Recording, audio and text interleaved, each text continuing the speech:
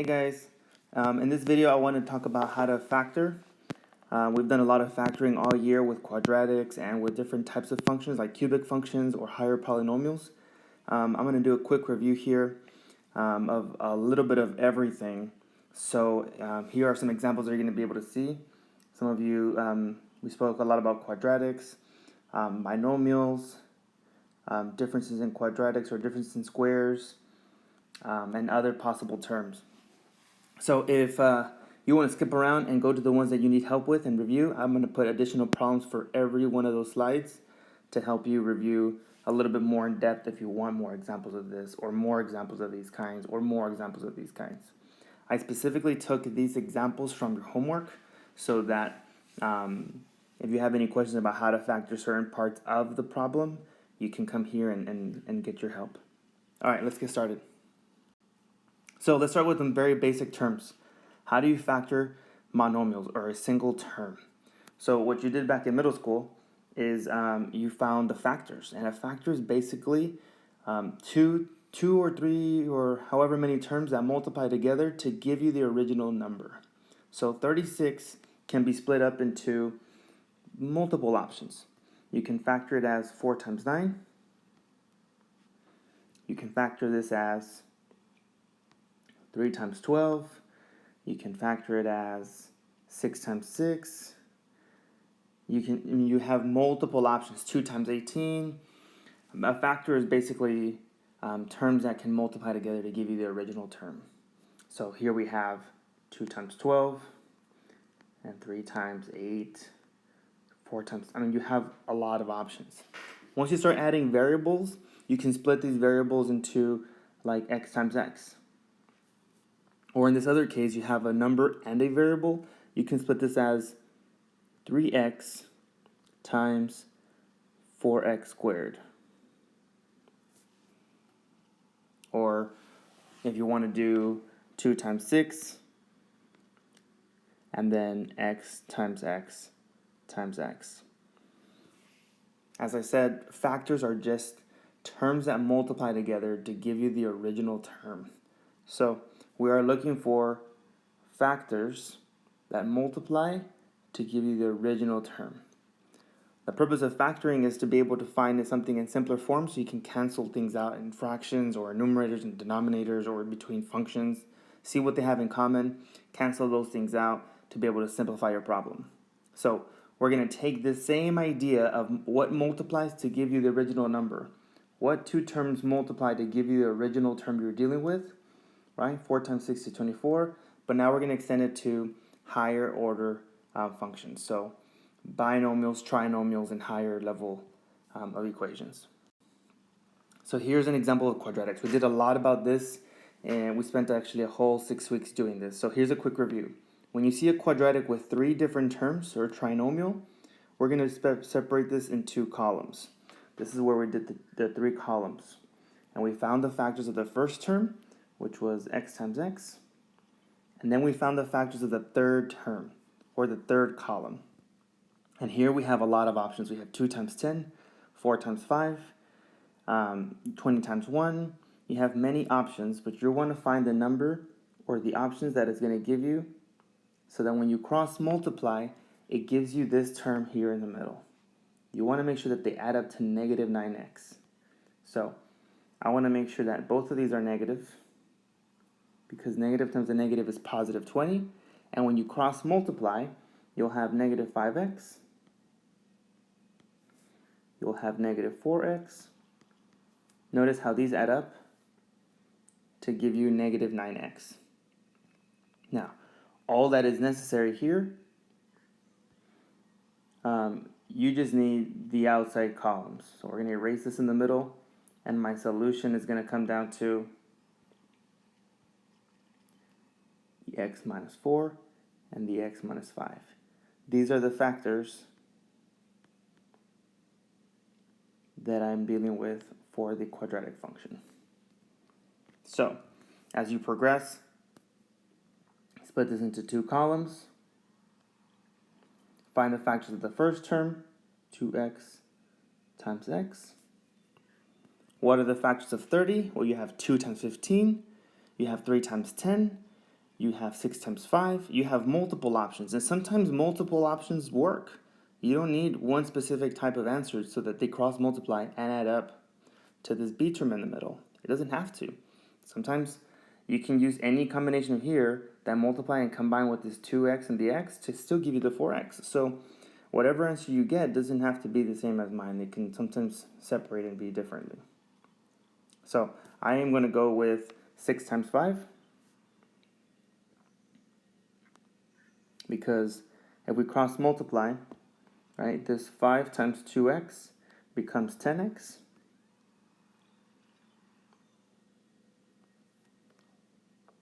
And the 6 times x becomes 6x.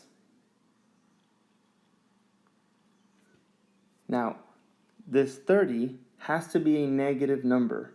So one of these two terms has to be negative as long as these two add up to a positive 4. So I'm going to strategically put it on this negative 6.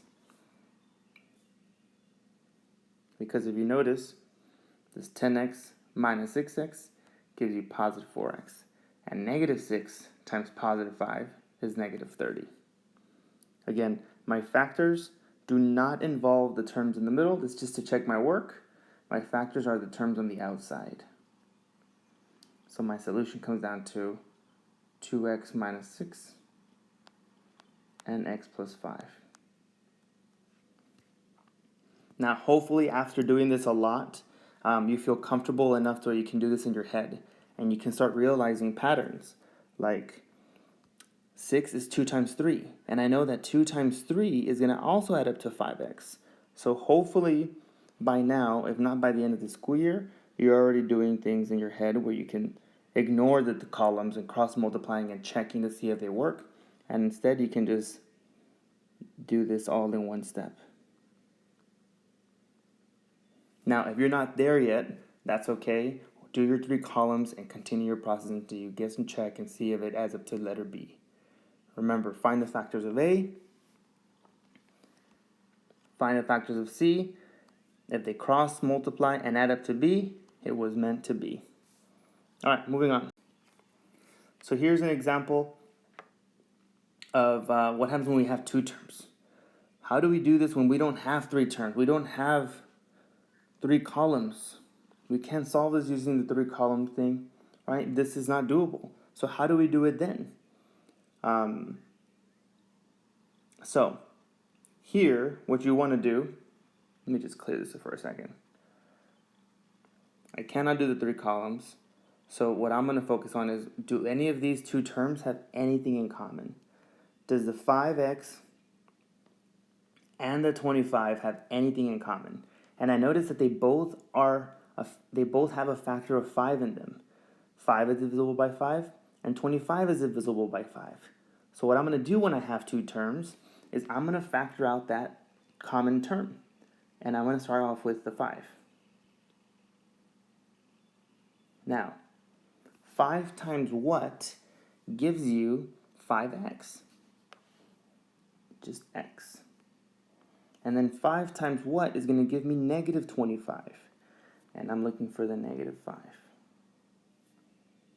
The best way to think about this is through like distributive property to check your work, right? If I distribute the 5 and into the x, if I distribute this in here, I should get the 5x. And if I distribute the 5 into the negative 5, I should get the negative 25. And these are my 2 terms. I have a 5 and an x minus 5. Those are the 2 factors that multiply to give you the 5x minus 25. And if you want, you can check your work. You can distribute, and you can get 5x minus 25.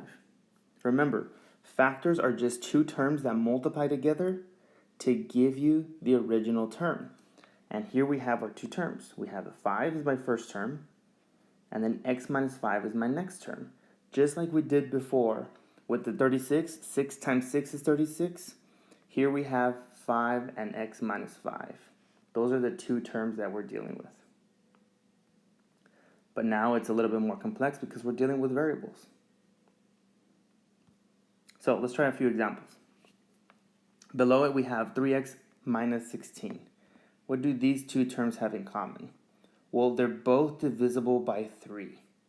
So I'm going to do that. I'm going to divide 3 out of everything. Take out that 3. And then 3 times what is going to give you the 3x? Well, 3 times x gives me 3x. And then 3 times what gives you the negative 18? It's the minus 6. You can always distribute if you want to see if it gives you the original answer. But it's not necessary if you sort of get this by now. All right, let's moving on to the next column over here. Here I'm going to put also another type of a factoring here where notice I can do the 3 columns. Now some people might want to add a plus 0 at the end, and you can do your 3 columns there, but it's a lot easier than that actually. What do these two have in common? They both have a 4, they are divisible by 4, and they're both have an x as well. So I'm going to actually factor out a 4 and an x. Now here I'm going to think the same way. 4x times what is going to give me 4x squared? And that's just x. 4x times what gives you the 20x? And that's going to give me a 5. Positive 5. Now, again, if you want to distribute, you can check your work. 4x times x is 4x squared, and 4x times 5 is positive 20x. These are your two factors. The 4x is your first factor, and the x plus 5 is your second factor. And lastly, what do 8x squared and 24x have in common? They both have an 8 and an x in common. So when I factor this out, 8x times x gives me x squared, and 8x times positive 3 gives me 24x. Again, the whole purpose here is to identify what two factors multiply to give you the original expression. And there's multiple cases. So here's another case. Here I have still binomials, but notice how they don't have anything in common. Before, I could take out something that they both had in common, but what does the x squared and the 4 have in common? They don't have a 2 in common, they don't have an x in common, they don't have anything in common other that they are perfect squares. This one is a perfect square, and this is a perfect square. Now, you can do this in 2 different ways. When you're dealing with these two, you can add a 0 and x in the middle. You can rewrite this problem as x squared plus 0x minus 4, and do your 2 columns, right? In order for them to cancel out and give you the 0, they're going to have to be opposite. One's positive, one's negative. Now, because this is always going to happen, because you always want to make sure that you cancel them to be no b term in the middle, you're going to want to always have the number here is the square root of this number every single time. So you can actually simplify this and do this a little faster. We call this difference between 2 squares. And we spoke about this in class as well. We spoke about difference between 2 cubes. We have spoke about multiple scenarios. But to save time here, I'm going to take the square root of this first term and the square root of the second term. So I'm going to have an x and a 2. Now that I know that I'm dealing with the x and the 2, I'm going to have x as my factor. 2 is going to be my factor, but one of them is going to be positive and one is going to be negative. And you can do this with like x squared minus 36. Take the square root. You have an x and a 6, an x and a 6. One's positive, one's negative. As long as you're taking the square root of both, you'll have your 2 terms. One's positive, one's negative every single time. Here it's a little bit more advanced, right? Now we have a number in front, a coefficient. I can still take the square root of 4, x squared, and 25. And it comes down to a 2x